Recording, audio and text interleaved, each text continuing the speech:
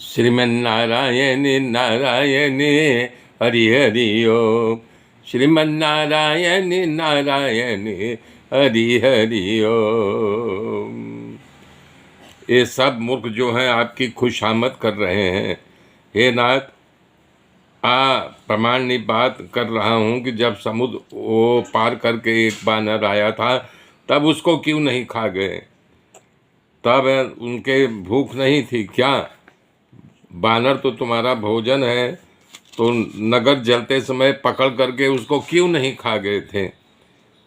मंत्रियों, सब सम्मति सुन करके सभा में आकर दुख भोगना पड़ेगा।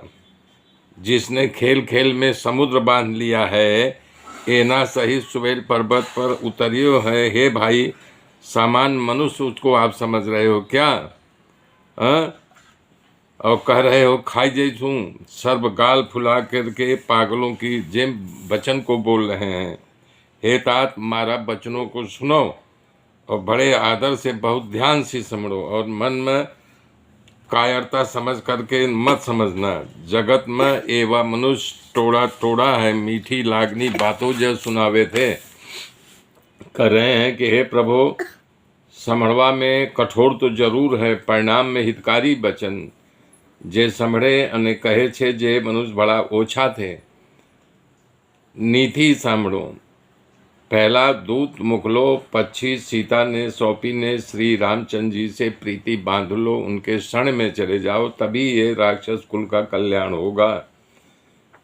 जो ये स्त्री पा करके पीछे न बढ़ जाए तो व्यर्थ झगड़ा नहीं बधा लो, नहीं तो जो हे तात मनुष्य युद्ध भूमि में तेमने साधे युद्ध करे तो मारा जाएगा। हे प्रभु, आप मारी सदमति को मानो। जगत में दोनों प्रकार के लोग आपको सुवस मिलेगा। रावण गुस्से से भरा करके पुत्र ने कहा, रे मूर्ख, आवी बुद्धि तुमको कौन सिखाया? हजीपन हृदय में जो संशय भय रहे छे, हे पुत्रो, वासना मूल में घमोई थयो थे। मारा वंश के अनुकूल तुमने वचन नहीं कहा। पिता का अत्यंत कठोर वचन सुन करके प्रहस्त उग्र वचन कहते हुए घर चला गया। हितनी सलाह उनको असर नहीं करी। वो मृत्यु के बस में गया, जैसे रोगी को दवा जहर लगती है। संध्या का समय जान करके रावण अपने भुजाओं से जोता जोता महल में आया। लंका का शिखर पर बैठा अत्यंत विचित्र महल है। वहाँ नाच गान का अखाड़ा जनता है। वहाँ जा कर के नाच गान करने लगा, और करताल, पाकधर्म, मृदंग, बीड़ा आदि बज रहा था। नित्य में प्रवीण अप्सराएं वहाँ नाच रही थी। ते निरंतर सैकड़ों इंद्रों के समान भोग विलास करता होता। श्री राम जी जेवा अत्यंत प्रबल शत्रु माथे पर है, और चिंता और डर भी है।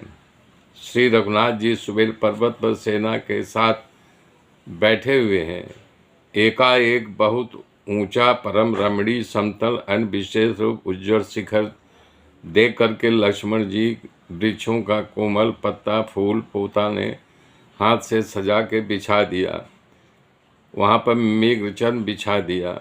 जे आसन पर कृपालु श्री राम जी विराजमान हैं।